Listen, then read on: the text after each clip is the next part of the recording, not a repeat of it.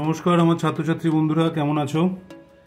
আজকে তোমাদের সামনে নতুন একটা ভিডিও নিয়ে চলে এসেছি ত্রৈরাশিক পদ্ধতির। তোমরা ক্যাপশন দেখেই বুঝতে পেরেছো আশা করি যে আজকে আমরা আলোচনা করব তাঁত কারখানার যন্ত্রচালিত হস্তচালিত তাঁত, অশ্বক্ষমতা, এই সমস্ত সংক্রান্ত অঙ্কগুলো নিয়ে। ক্লাস 8-এর যেগুলো খুব কমন টাইপের আসে অঙ্কগুলো, অথচ যেই অঙ্কগুলো করতে গেলে আমাদের অসুবিধা হয়, আমরা সেই সমস্ত অঙ্ক নিয়ে আজকে আলোচনা করব। তোমরা ভিডিওটা শেষ অবধি দেখে সত্যি যদি মনে হয় যে ভিডিওটা ভালো লাগলো, আমাকে অতি অবশ্যই জানাবে। তো আমরা চলে যাব অঙ্কতে। তোমরা স্ক্রিনেই দেখতে পাচ্ছ আজকের অঙ্কটা যেটা দেওয়া আছে। প্রথম অঙ্ক, একটি তাঁত কারখানায় 14 জন তাঁতি 12 দিনে 210টি কাপড় বুনতে পারে। 10 দিনের মধ্যে 300টি শাড়ি বুনতে আরও কতজন তাঁতি নিয়োগ করতে হবে? এখানে তাঁতি, দিন সংখ্যা আর শাড়ির সংখ্যা, এই তিনটে আমাদের প্রধান বিষয়। তাহলে আমরা এখানে হেডিং দিয়ে নেব। তিনটে হেডিং কি কি? প্রথমে তোমরা যেরকম স্টেটমেন্ট লেখো সেরকম স্টেটমেন্ট লিখতেই পারো। আমি অঙ্কের প্রসেসটা শুধু দেখাচ্ছি যে সহজে কিভাবে ক্যালকুলেট করতে হয়। এরকম ধরনের অঙ্কতে কোন সংখ্যাটা উপরে থাকবে কোনটা নিচে থাকবে এটা নিয়ে আমাদের মধ্যে একটা কনফিউশন থাকে। কিন্তু আজকে যেই পদ্ধতিটা দেখাবো সেটা সবথেকে সহজ পদ্ধতি, আর মনে রাখাও সবথেকে সহজ। একটা সুন্দর ছন্দের মাধ্যমে তোমরা নিয়মটা মনে রাখতে পারবে। সেই ছন্দটা কি সেটা আমি তোমাদের অঙ্কের সঠিক সময় বলবো। তো চলে যাচ্ছি আমরা অঙ্কতে। প্রথম হেডিং হবে তাঁতির সংখ্যা।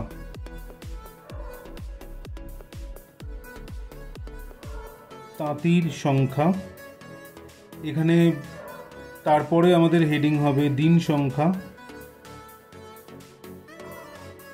তোমরা হেডিংগুলো আগে পরে করতেই পারো, তাতে কোনো অসুবিধা নেই। তবে যেটা বের করতে হবে সেটাকে যে কোনো একটা দিকে, হয় এই দিকে নতুবা ওই দিকে রাখলে পরে জিনিসটা ভালো হয়। আর এখানে হচ্ছে গিয়ে শাড়ির সংখ্যা।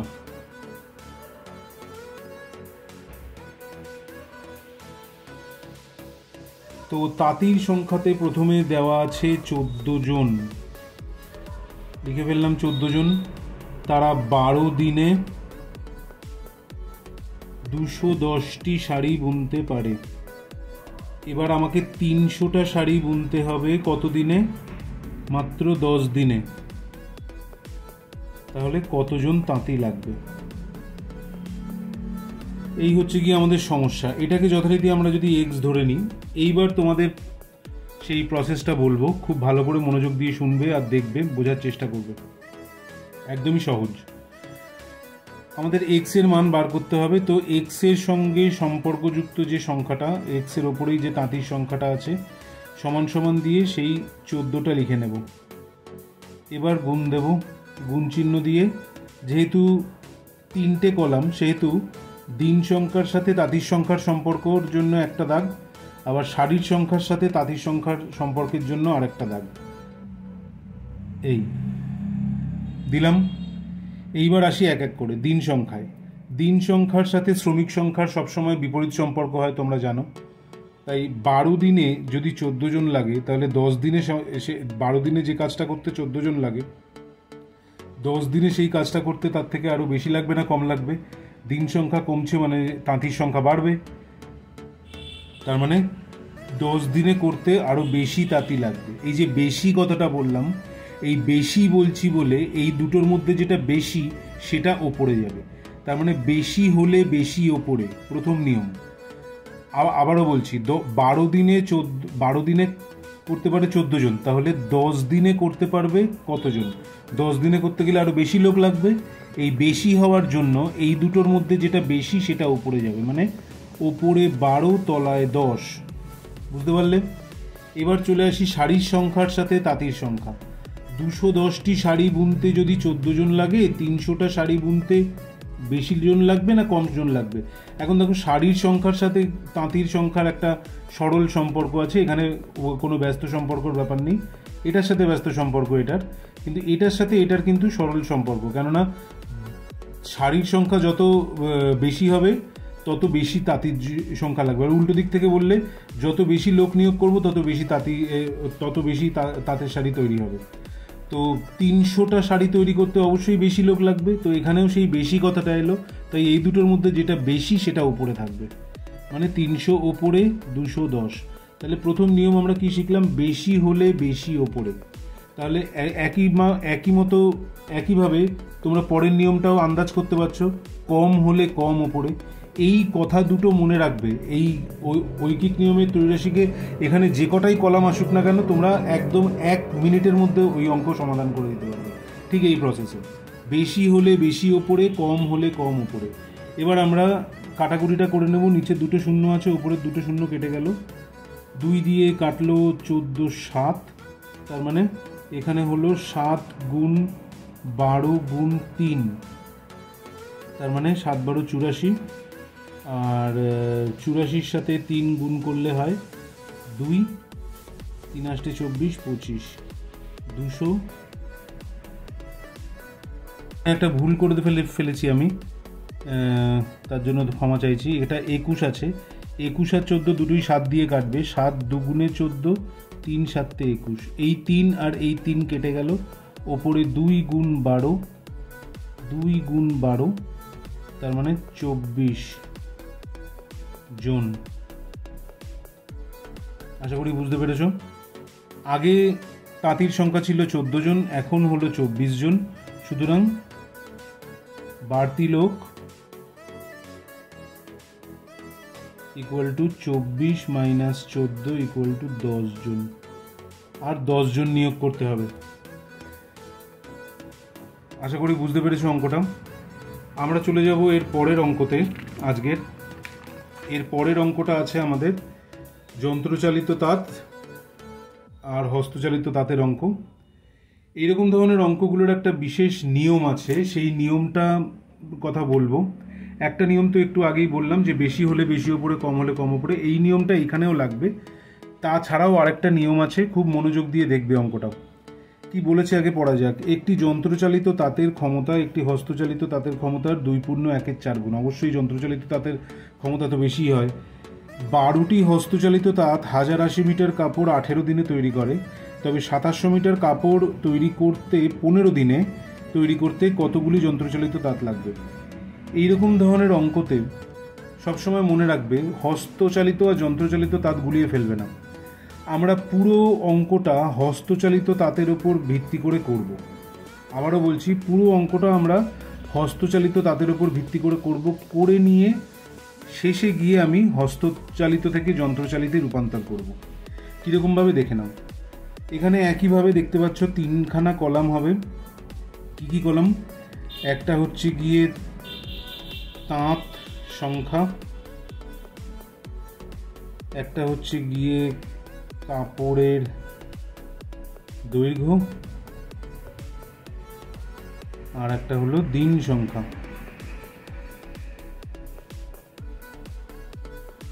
প্রথমেই আমাদের যেটা বলেছে আমরা সেই তথ্যগুলো নেব। 12টা হস্তচালিত তাঁত 1080 মিটার কাপড় 18 দিনে তৈরি করে। এবার 2700 মিটার কাপড় 15 দিনে তৈরি করতে গেলে কটি তাঁত লাগবে? এইখানে তাঁত মানে কিন্তু এটা হচ্ছে গিয়ে হস্তচালিত তাঁত। আমি ব্র্যাকেটে হস্ত লিখে রাখলাম যাতে করে তোমাদের কোনো কনফিউশন না হয়। এরপর চলে আসছি আমরা যথারীতি, এটা এক্স ধরবে। এক্স বের করার ক্যালকুলেশনে চলে আসছি। একইভাবে যেহেতু দুটো কলাম, সেহেতু এক্ষুনি যেরকম বললাম, সেহেতু দুটো দাগ। এবার একটা একটা করে জোড়ায় জোড়ায় সম্পর্ক নির্ণয় করব। কীরকম? 1080 মিটার বুনতে যদি 12টা তাঁত লাগে, তাহলে 2700 মিটার বুনতে বেশি তাঁত লাগবে না কম তাঁত লাগবে? অবশ্যই বেশি লাগবে, যেহেতু কাজ বেশি। কাজ বেশি হলে যন্ত্রও বেশি লাগবে, তাই বেশি হচ্ছে। তাই বেশি হচ্ছে বলে বেশিটা ওপরে, এই দুটোর মধ্যে যেটা বেশি, এই বেশিটা ওপরে হবে। 2700 ওপরে, 1080 তলায়। বোঝা গেল? এবার চলে আসছে দিন সংখ্যার সাথে তাঁত সংখ্যা। দিন সংখ্যার সাথে তাঁত সংখ্যার বিপরীত সম্পর্ক বা ব্যস্ত সম্পর্ক। 18 দিনে কাজ করতে গেলে 12টা যদি লাগে, তাহলে 15 দিনে সেই কাজ করতে গেলে বেশি লাগবে না কম লাগবে? অবশ্যই কম দিনের মধ্যে কাজ করতে গেলে আমার তাঁতের সংখ্যা বাড়াতে হবে, তাহলে বেশি লাগবে। এখানেও বেশি হচ্ছে, তাই বেশিটা উপরে যাবে। 18 উপরে, 15 তলায়। এবার আমরা কাটাকুটির দিকে যাব।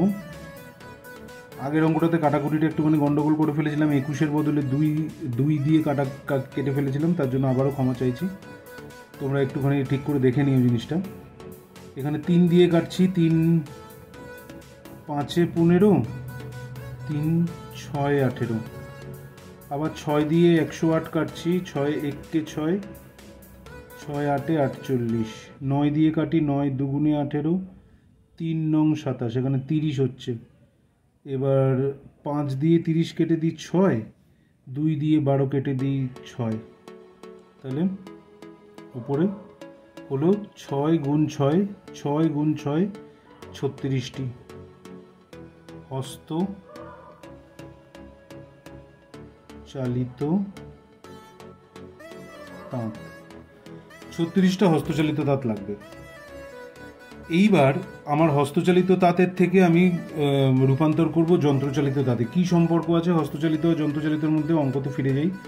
হস্তচালিত তাঁতের ক্ষমতার 2.1/4 গুণ হলো গিয়ে যন্ত্রচালিত তাঁত। তার মানে আমি বলতে পারি 4.1/2 মানে হচ্ছে গিয়ে 9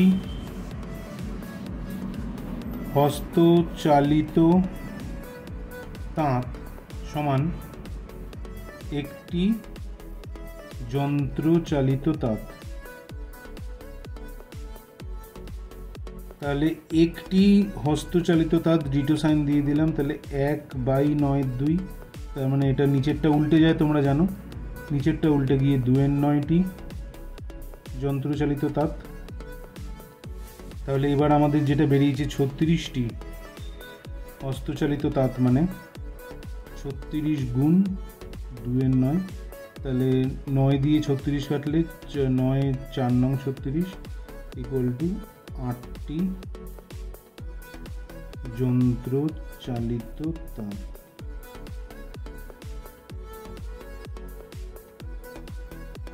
আশা করি বুঝতে পারলে অঙ্কটা। দেখে নাও ক্যালকুলেশনটা ভালো করে। 2টি হস্তচালিত তাঁতের থেকে আমি যন্ত্রচালিত তাঁতে রূপান্তর করলাম। 36টা হস্তচালিত তাঁত মানে 8টা যন্ত্রচালিত তাঁত। পুরো অঙ্কটা হস্তচালিত করে নিয়ে তারপরে যন্ত্রতে রূপান্তর করলাম। এরপর চলে যাব আজকে আমরা আমাদের তৃতীয় অঙ্কতে, অশ্বক্ষমতার অঙ্ক। অশ্বক্ষমতা বা হর্স পাওয়ার কোনো একটা যন্ত্রের কর্মক্ষমতার একক বা পরিমাপের একক বলা যায়। তোমরা ফিজিক্যাল সায়েন্সে নিশ্চয়ই পড়েছো, না পড়ে থাকলেও খুব শিগগিরই পড়বে। তো কি দিয়েছে এই অঙ্কটাতে আগে পড়ি। একটি 5 অশ্বক্ষমতাযুক্ত পাম্প 8 ঘন্টায় 36,000 লিটার জল তুলতে পারে।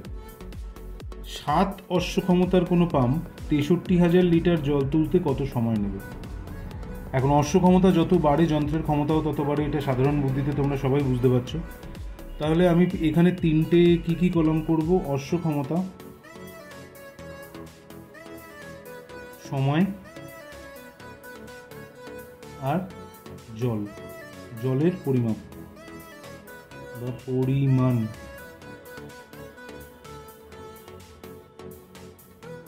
প্রথমেই চলে যাচ্ছি 5 অশ্বক্ষমতাযুক্ত 8 ঘন্টায় 36,000 লিটার। তাহলে 7 অশ্বক্ষমতা কত সময় নেবে? এখানে মাঝখানে চলে এসছে, এটা যাই হোক, 63,000 লিটার জল তুলতে। তো একইভাবে আমরা করব। এটা x ধরে নিলাম, x এর মান দুটো দাগ কাটবো, একটা একটা করে দেখব।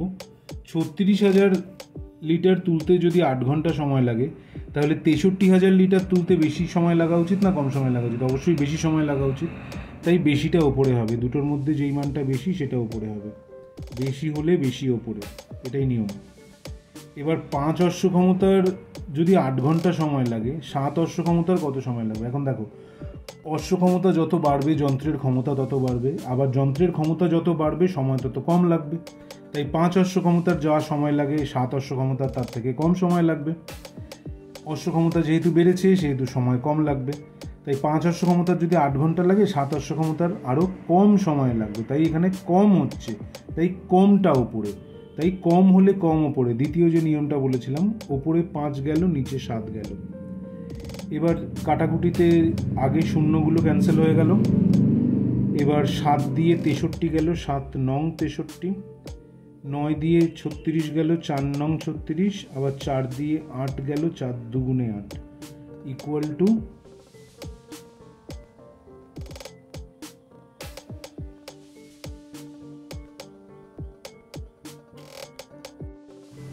10 ঘন্টা।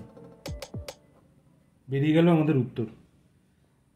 এই অঙ্কগুলো, এই যে নিয়মটা নতুন আমরা শিখলাম, বেশি হলে বেশি ওপরে, কম হলে কম ওপরে, এই নিয়মটা তোমাদের কেমন লাগলো আমাকে কমেন্টের মাধ্যমে জানিও। আর পুরো ভিডিওটা কেমন লাগলো, আমার চ্যানেলের অন্যান্য ভিডিও তোমরা দেখো, চ্যানেলটা সাবস্ক্রাইব করো, নিজেদের বন্ধুবান্ধবদের মধ্যে তোমরা শেয়ার করো। কেমন লাগলো আমার প্রচেষ্টা তোমাদেরকে সাহায্য করার, সেটা জানিও। আর ভালো থেকো সবাই। খুব শিগগির আবার নতুন ভিডিও নিয়ে দেখা হচ্ছে।